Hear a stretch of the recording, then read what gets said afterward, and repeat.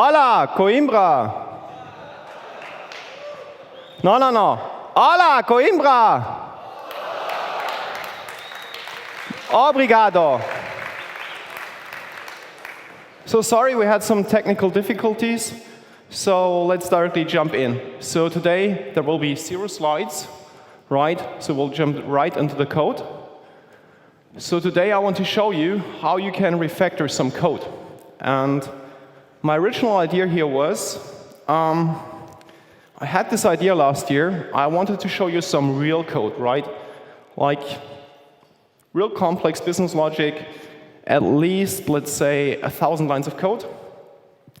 Well, I'm sure here, everyone, you're super smart. Unfortunately, I'm not so smart. So for me, it was a bit difficult to show you such a complex business logic and explain everything within our 50 minutes. So therefore, I had to make some compromise here, right? And well, on the other extreme would have been some very simple hello world code, right? But how can you show how difficult it is and how you can solve such a difficult refactoring if it's just a very stupid, simple hello world example, right? So this was also not it. So I was asking on social media, I was asking on LinkedIn also, please send me your code. And there was one person that sent me some code related to Sudoku.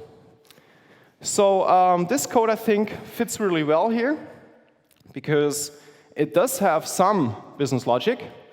But first of all, I would assume that the majority of you know Sudoku. So who here knows about Sudoku? Yeah, that's great. So I would say at least 80%, maybe more. So for those of you that don't know Sudoku, okay, so please assume you are now Sudoku experts, because that's actually the first thing that you need to understand. That's also the first thing that I was learning when I was preparing this talk, because very often we overestimate our abilities, right? We think we're so smart, and well, Sudoku is so simple, right? So I was like, okay, Sudoku, I knew it's about 81 cells. I knew there's rows and columns and so on. But to be honest, I didn't know the rules in detail, but the code sample that I have here is just about 200 lines. That looks like not that complex. But however, this code was written by Patrick Chan in 2005 with Java 5. And Patrick Chan is actually quite also a famous person.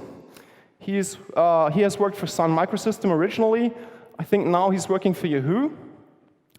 And his goal when he wrote this code in 2005 was to be able to write a brute force Sudoku solver in the minimal amount of lines of code, right? So this is very, very condensed code.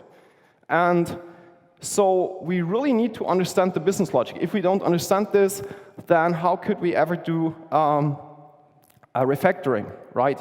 So this is the first thing. And I had to learn this myself, so I had to step back, because I really was hitting a wall very soon, where I was like, okay, to really do this refactoring, I need to better understand this. And I was then getting some Sudoku books, was doing a few Sudokus myself, and this really helped me to be able to do this refactoring, right? So we assume we are all the experts. Let me quickly show you the program. So first of all, maybe also to explain what is actually legacy code. Well, this is fully working code. If it wasn't working, then this was maybe something, probably worth nothing, but this is working code. The problem is it's a bit old. It was written in Java 5. Right now, there might be no one in the company that has any idea about this code anymore, so we're assuming, right? And there are no tests. And this is like a vicious circle, right? To be able to write tests, we would need to understand the code. But to understand the code, we would need the test. So it's like, what can we do? Chicken and egg. We want to write tests, but we don't understand the code. The code is too complex. And so basically, we can do nothing. Well, and in such situations, my experience is that many developers, they love to play this game of the Jenga tower. I don't know if you know this. You know, there's this tower with several wooden sticks, and we play this in rounds, 2 people, and then you grab out one stick, and you put it on top, until at one point, this whole tower will crash, right? And the last person that touched the tower, this is the guilty person, haha. Yeah. And this is also how we play this game in the business with programming, right? Well, for me personally, I think sometimes we just have to be brave and not only smart. Being brave means, if we find such a code, we have to face the fact, okay, yes, this is difficult. Okay, yes, I might fail, and I probably will fail. I mean, I myself have broken this code a billion times while I was preparing this refactoring, right? So we have to be very, very careful for this reason. We have to proceed in baby steps, and yet still, it will still fail. It will still break. Take this for granted. So we have to look for other ways of what we can do if we don't have any tests, and we have to also ensure that we get some tests as quickly as ever possible.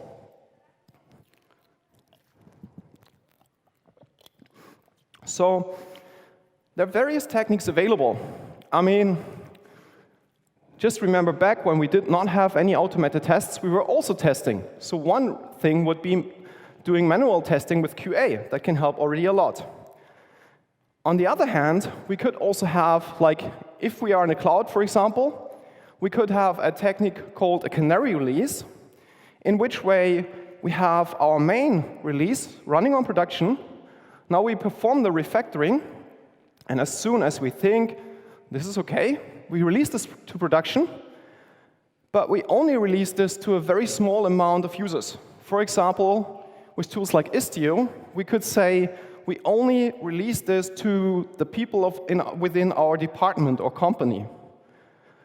Now that they can take their time and test this, and only when they say, okay, seems like okay, then we go to production, okay? So this is one of the ways, okay?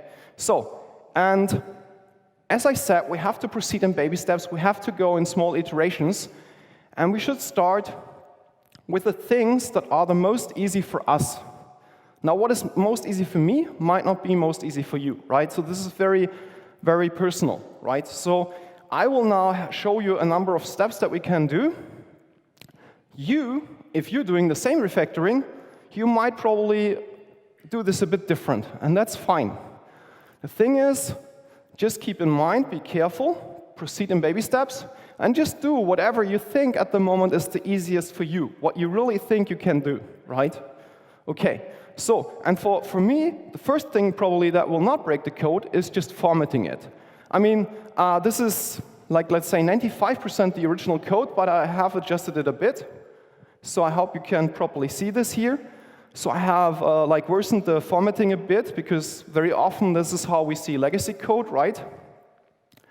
And I also, I hope you can see this in this room, I have here mixed spaces and tabs. I don't know about you. I mean, we also have like JavaScript developers here, so in any kind of language this is different. For Java, I can say the majority of developers probably uses spaces. So I would always go with what the majority prefers, right? So that we have a common understanding of the code. But as long as in your team you all agree on some formatting, and if you like to use tabs and the whole team uses that, that's also fine, but you should never mix that. And you see, I made this visible, and this is actually also how I program, because I always want to see this. Now, here, just let's stay pragmatic and simple. So I'm just formatting this manually, but obviously there are, again, other techniques. For example, you could have a hook that once you check in, auto-formats your code. And I know, format, again, gets very personal. Some people would say, oh, this is my personality, I have this very special way of formatting. But I think this can really become difficult, politically difficult. Because if you say that is my formatting, then this might also be your code. And it should not be your code, it's the team's code. And we should work together in a team, very, very important. Okay, that's why I think auto-formatting is important. Okay, and I think, with auto-formatting, you probably, there's a very, very small chance that you can break the code. So that's probably a good way to start. Now here, I'm using IntelliJ. Now you might be using Eclipse or NetBeans or VS Code, whatever. any kind of modern IDE these days has some refactoring capabilities. And that's also, I think, a good next step to take, because if you let your IDE refactor your code, assuming your IDE is working fine, there is no bugs, then probably, again, you will not break your code. So let's do this now. Oh, I'm too fast. Actually, before I do this, let's just run this code once, right? So that we actually also see, like, what this code does. Sorry, almost forgot. So for those of you that don't know Sudoku, let me also quickly explain what we have here. So we're here starting with a board, 81 cells. Some cells are filled with numbers, some are not. Our goal is to fill the field. Sometimes there should be at least one solution. Sometimes there's even more solutions. What this code here does is, if it found at least 2 solutions, it will stop, because like we're pausing in this grid from a text file.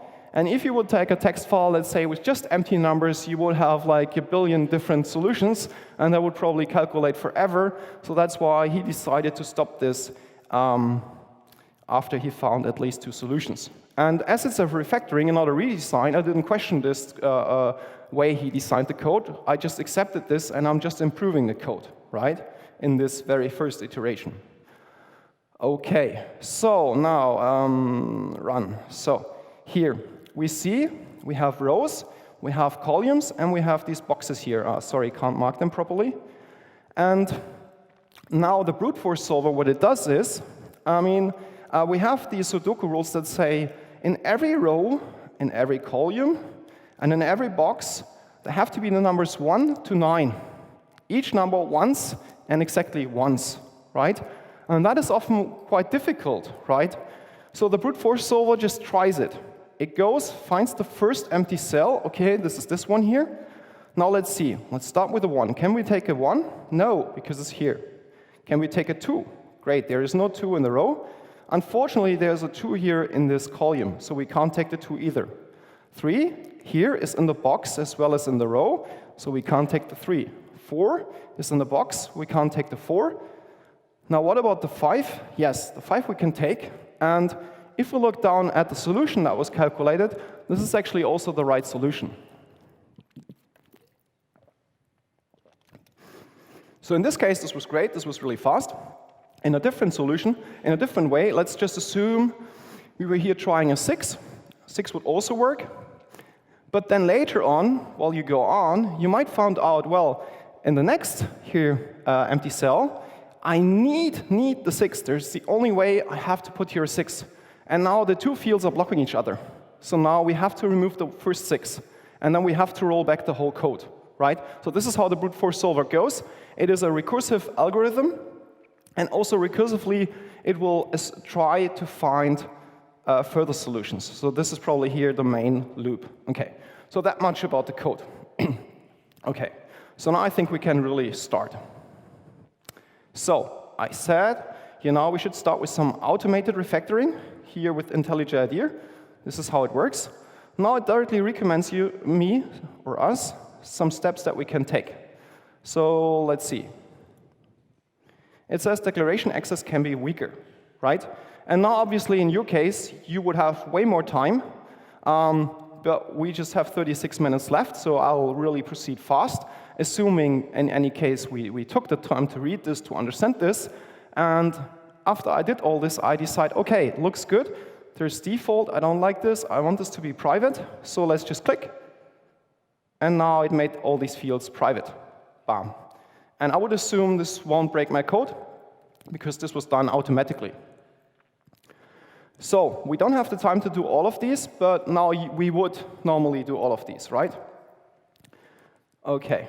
And in the next step, you also see, which I think is also a good example of legacy code, we have a lot of documentation. And I used to say documentation is evil, period. Well, that's not entirely true.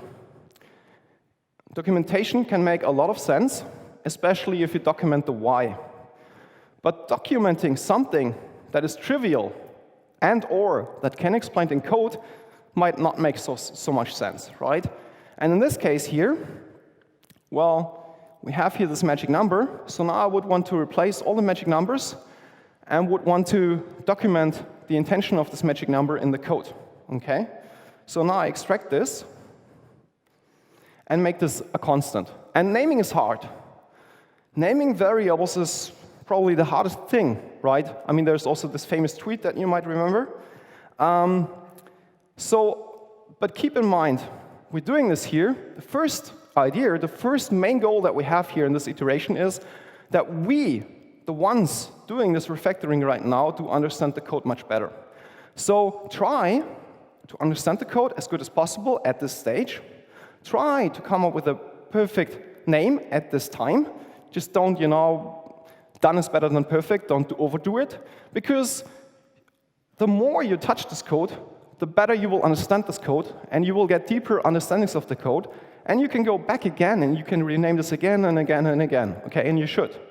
So by touching this code, you will just get a better understanding of this code, and this will allow us to hopefully very soon write our first test, because this is now our goal. We need a test, because now we have no security net. This is very, very dangerous, right? Okay, and I just decide now that I call this max cell number. You might come up with a different name, which is perfectly fine. On top, I directly extract this to a constant class, which is, I think, also a nice thing, because moving all the constants in this first step into a constant class, as you'll see, will give us a central place that we can also look at, and we can start also to group all the constants. And again, here it depends, right? As long as it's pragmatic, nice, and simple, this is good. And what is pragmatic, nice, and simple, again, might be different for you than for me, right? So it's not black and white. But at some point, this class might grow too large, and then it might not be so pragmatic, nice, and simple.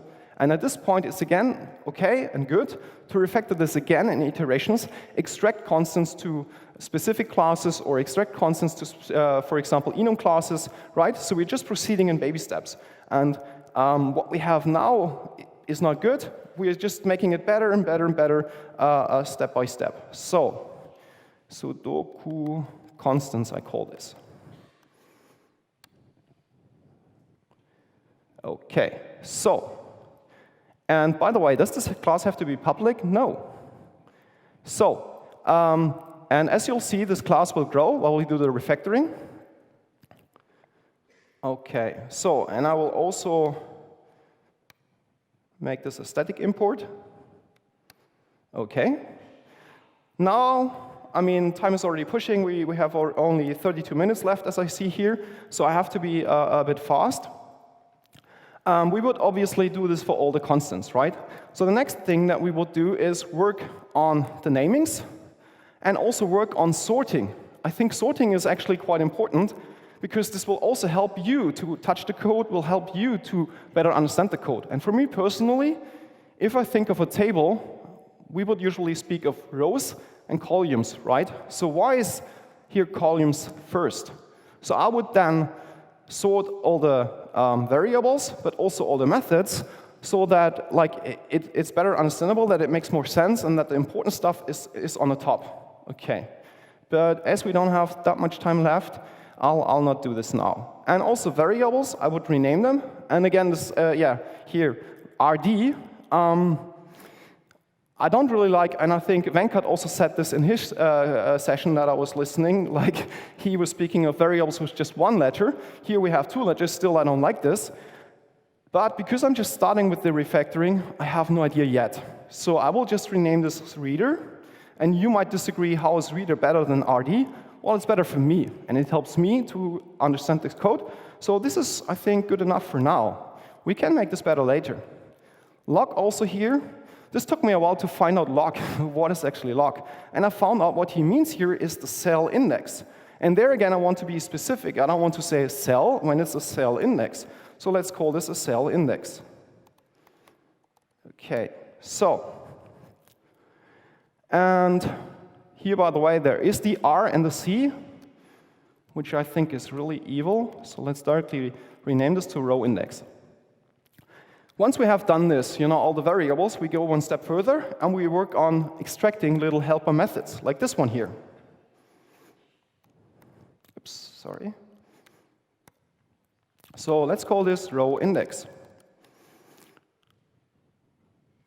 And here my IDE is smart. It finds another occurrence of the same thing, which will also help me to identify duplicate code. And again, I do this for the entire code. Now, one last thing that I want to show you in this iteration is this place here. Because I also always extract a lot of Boolean functions, right? I think this is also helpful to document the code. I mean, here again, he says, if no empty cells are found, a solution is found. OK, great. So why not just extracting that and saying, no empty cell found, or solution found, whatever. OK. And now you can disagree with me and say, this is again, noise. You will have so many static helper methods. This is ugly. Yes, it is. So don't take this for granted. We will not leave this as it is. It's just an intermediate step. Everything is intermediate at this stage, right? Just helping us to better understand the code and to be able to replace documentation into code wherever possible. OK. So now I have to proceed. I have to cheat a bit, Let's assume we are now in a cooking show. Ta-da, the cook is ready. The cake is ready. So I'll make the cake ready. And I jump to the next branch. And now I've already done all of this. This will typically take you, I would assume, 2 hours, maybe even more. And as we don't have the 2 hours, I just had to proceed here a bit. OK, and now there is this interesting bug that keeps hunting me. OK, now.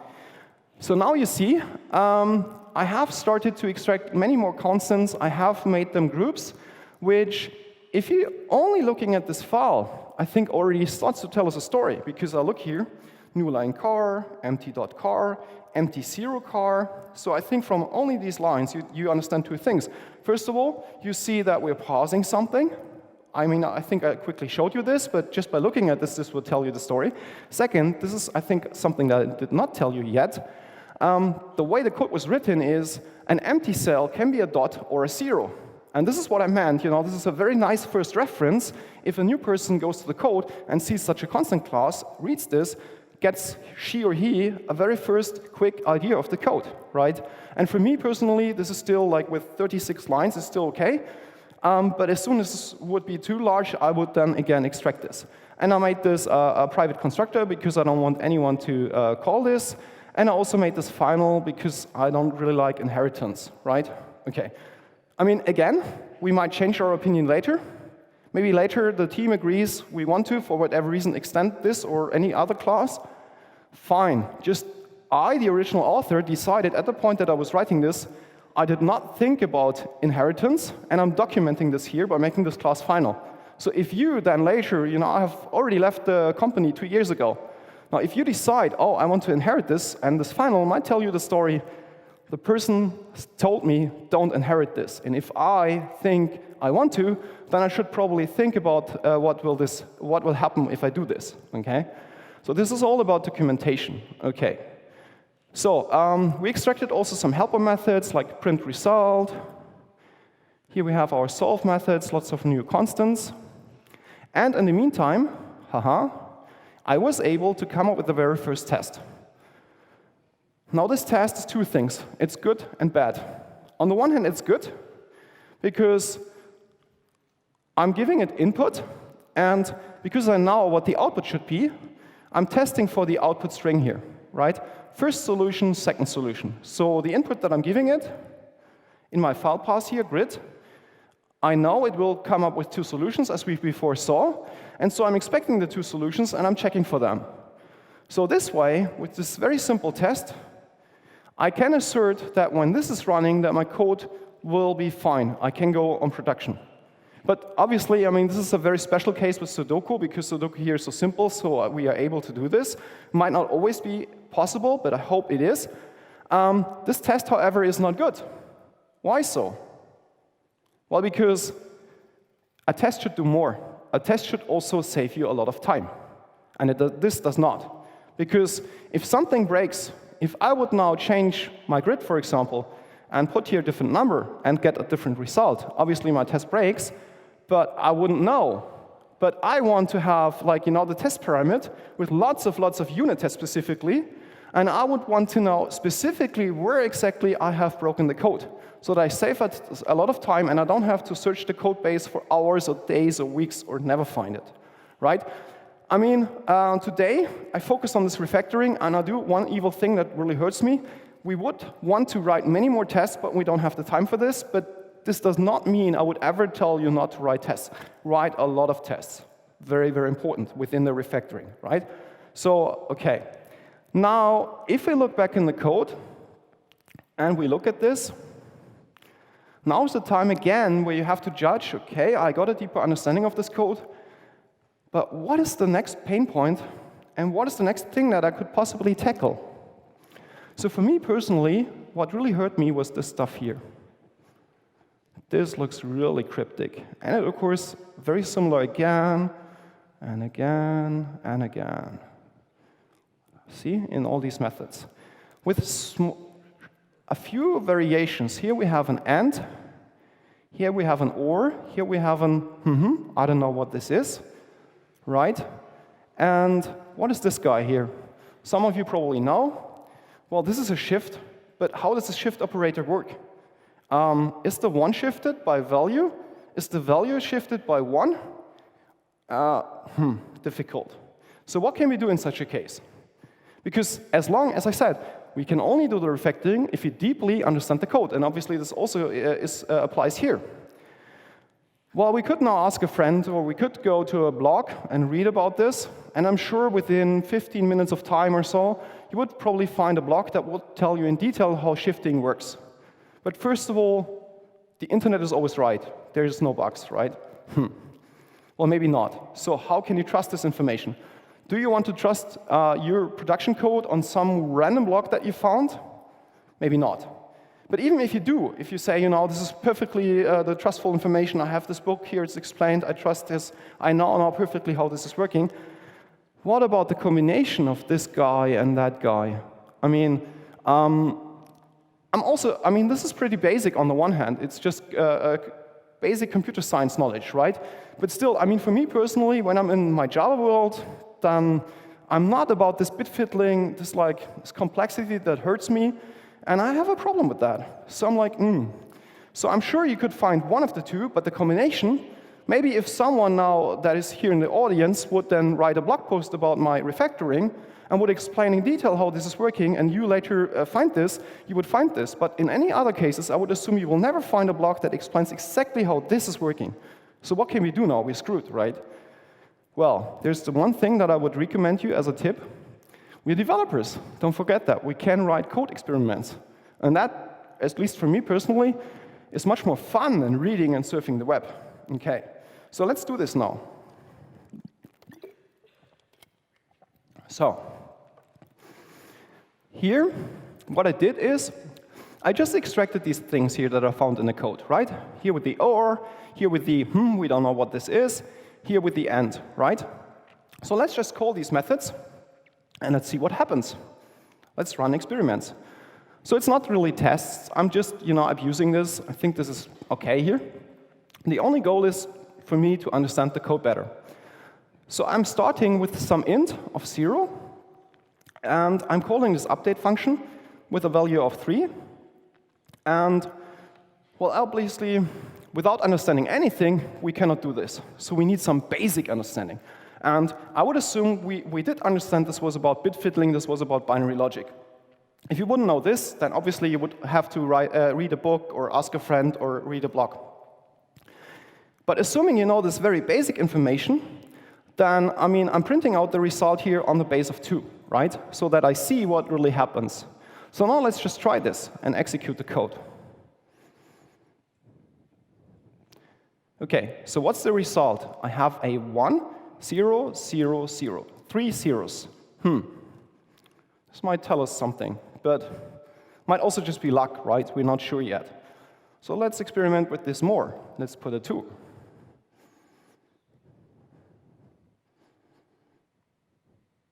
OK, now I have 2 zeros. Seems like I have an idea how this is working. Let's try a 4. Okay, now I have 4 zeros. So now 3 times, maybe this is not luck anymore. So it seems like this is like a flag, right? So the 1 is my flag, indicating me the number, and the number of zeros is telling me which number I have actually put there, right? Now, to confirm this further, let's do one thing, and let's do this twice. Let's put in a 2 and a 4. So if my assumption is is correct, I would assume that we now have 2 flags, 2 1s, one for the 2 and one for the 4. Let's see if my assumption is correct. And yes, it's correct. Cool. So it seems like I understood the code. But now I want to achieve more. I want to really also understand the pain points, the edge cases of this code, because this is when things get dangerous, right? So now let's see what happens if I do this twice. Let's update the 4 twice. So think a moment, what do you think would happen? Will this be a 4? Will this be a 16, an 8, a negative number? Maybe an exception or a warning happening? Why? I personally would hope that I get some warning or exception, because, I mean, this is not what should be done, right? To update this twice without being noticed. So let's see. Yeah, I think I pressed the wrong code. Okay, so what we see here is 1 with the 4 zeros. And that's actually very dangerous, right?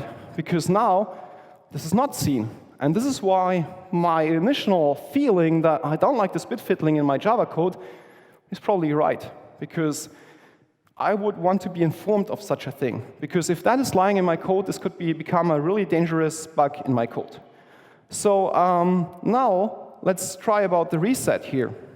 So for the reset, to reset something, obviously I have to update something first. So with my knowledge that I gained, I think I can now safely use the update function and then reset it again. So if that is working the way I would expect it, then I would expect if I update a 2 and then I reset the 2 again, I would expect that I get a 0.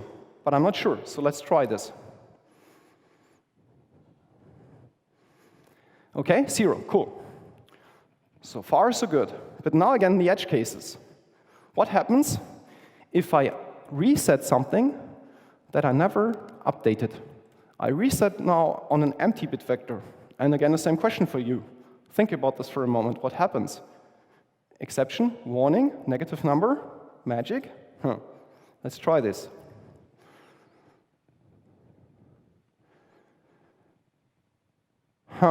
We get a 2. And this is dangerous, right? Because if someone resets something that was not set before, then evil things happen and no one might notice. Or at least notice when it's already on production and way too late. And if I look at the Y, and I would research about this, I would see this is actually an XOR. And obviously, I mean, if we think about how an XOR works, it makes sense, right? If we have a 1, and then we XOR this, it will be a 0. If we have a 0 and we XOR that, it will be a 1. And that is why the reset works like an update if we haven't updated the bit vector before. And now I think I really clearly understand the thing, so I'm now really, I feel confident to refactor the code now, and I would now research, like, isn't there a better way to do this without all the bit fiddling? And I did that, and I found out, well, actually, there is something called a bit set provided by Java since version 1.0. So maybe we should use that one. I mean, again, I don't know his reasons. I'm sure, for example, performance. But performance, you know, I would only care about performance if I really need this. And I wouldn't start with optimizing my code for the fastest performance. If the performance is just fast enough, then I'm fine. My first goal is to make the code readable, to make the code maintainable. This is my first goal. And I would only start to tweak the code if I really have to. So now in this next step, and again, I will cheat, I would now place all the int arrays by bit set. And if we look here, this is what I said, it exists since version 1.0. So if Patrick wanted, he could have used that. Okay, so, but now we'll not finish this. Ta-da-da, magic.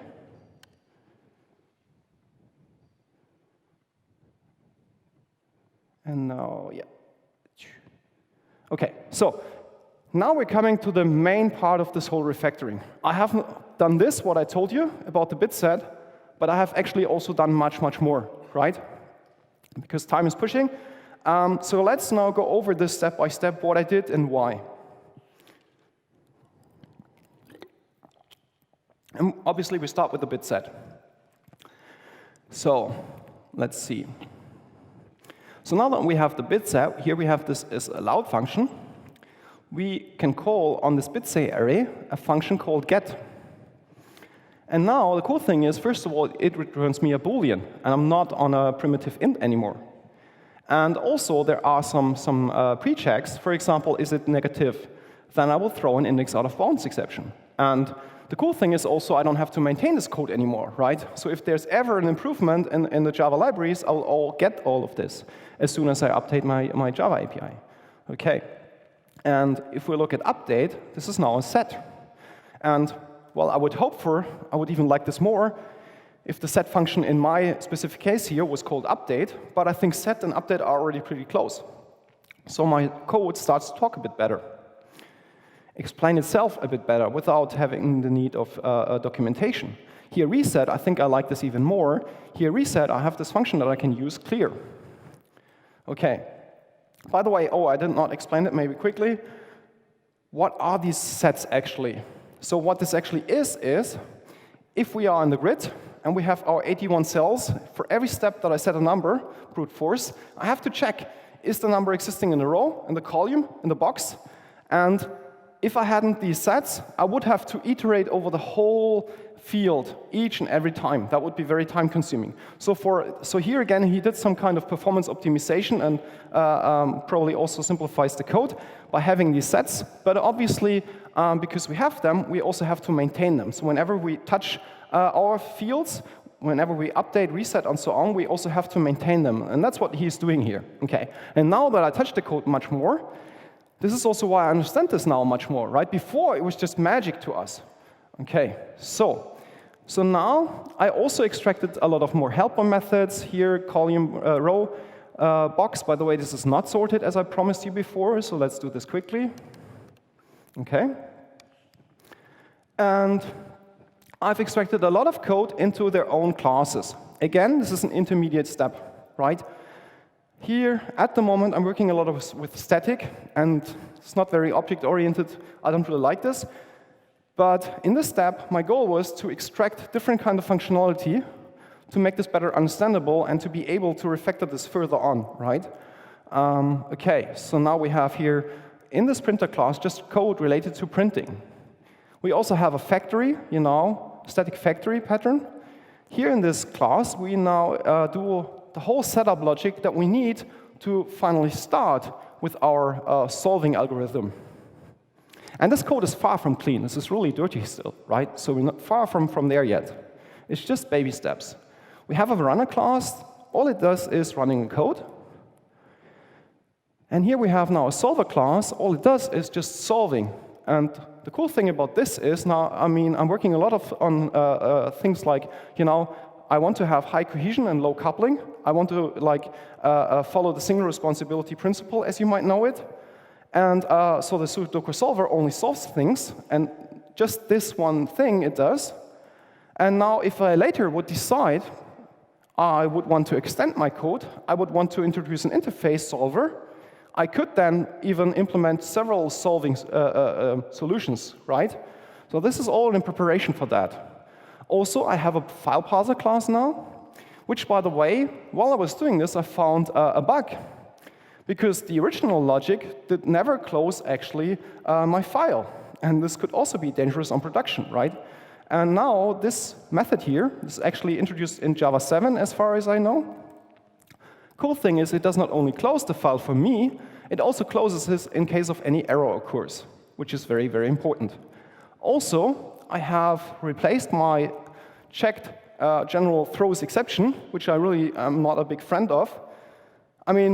If you think about it, Java was the first language that introduced checked exceptions. And it was also the last one. And maybe that tells us a story. For example, C# was released after Java, and C# was inspired heavily, I think, personally, by Java. but they did not get any inspiration from checked exceptions. So I'm also not a big friend of checked exceptions, and I think we should handle our exceptions as early as ever possible. And when I say handle, I really mean handle. In this case, I'm actually not handling it. I'm just throwing it again. But in this specific case here, in my stupid example, this is probably OK, an exception to my rule, because if the file is missing, well, what could have been done? Well, someone probably deleted the file on my file system, right? So I just have to put the file again, here this grid.txt, and I would be fine again. So in this case, there's not much I can do. But if you're working on a more complex application, let's assume you have recommendations for the user, your favorite book, your favorite movie, whatsoever. And now the service that provides you this favorite movie is down. Well, then, in the average case, what I see, people would just log the exception and give a generic error to the user. Error 35 occurred, please call support or run and lie on the floor, right? Yeah, this is not very helpful for the user, right? So we could have a fallback solution. For example, in this case, we could show general recommendations. General recommendations is still better than just showing a generic error to the user. And if we're doing this good, the user might not even notice, right? OK, so this is what I really want to recommend you about exceptions. Exception handling is really difficult and also very, very important. OK, so what else? Let me see. OK, let's go back to our grid. And now if you just look at the grid, let's read this a bit. Cells, find empty cell, no empty cell found. Cell, cell index, row, column, and so on. Cells. The whole class now revolves about the concept of a cell. What is a cell? An int. And this is the moment now in our refactoring where I say a class is born. Please, this is also called primitive obsession, right? So in this case, maybe it's a better idea to replace the int by a proper class. And because time is pushing, I only have 8 minutes left. I have already prepared this. I'm sorry. Again, I made this class final. I'm always trying to make as much as possible final, because this is really helpful for a number of reasons. I have also here the static constructor. This is nice because if ever I would change my opinion and would not make this final and would want to extend the class, I could here return a specific cell type, and the user would never notice. This, I think, was also mentioned by Josh Block in his famous book, Effective Java. OK, now I have a lot of methods that we can use. OK, and here this is also using the position class. The position class is even immutable. Because it's immutable, that means it's also thread safe. And I think this is also a thing that Venkat mentioned in his talk. Immutability is solving a lot of problems. Immutability is great. So whenever possible, use immutable, right? And in this case, it was possible for me really easily, so I did. And this simplifies my logic here a lot. Also, I was able to encapsulate this whole logic of how a row, a column, and a box is calculated within here just this private constructor. So, I mean, obviously, we're over-engineering here a bit. In a realistic scenario, things would be more complex, and you might disagree with me. For just 200 lines, is this all necessary? Well, just assume it's more complex, right? So I'm just applying all the concept that I would normally do. And hereby encapsulating this, whatever the rules of Sudoku change, I would just have to touch this one, these just few lines, right? OK, so now, what we have to do now, and I have to speed up even more, is we have to now replace all the cases of int by cell. And if you see a place like this, find empty cell, what you see here is actually we're filtering, right? And hello, it's 2019. So yes, we have Java 8 available. I hope many of you are already using Java 8 at least. So we could now do this in a stream and filter. But yes, we have this tendency. Yeah, let's make this cooler. Yeah, please be slow. Take your time. Proceed in baby steps. Very important. At the moment, my code is red. Red, red, red. Evil. Super, super dangerous.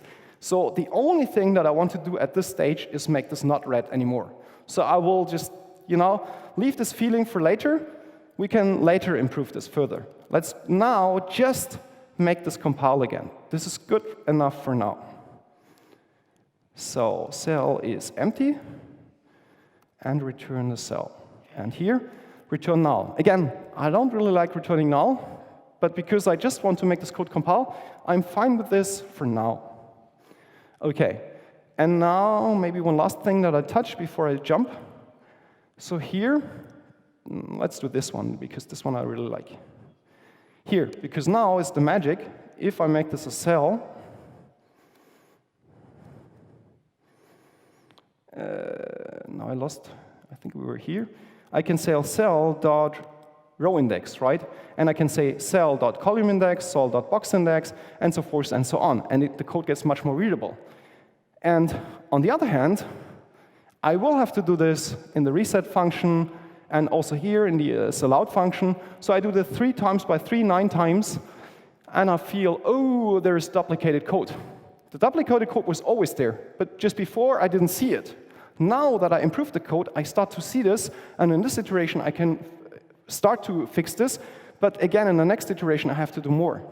And because time is pushing and I want you to have time for questions, I will switch to the next branch and see you my end result, which is not the end result, because there's still lots of things that we have to do.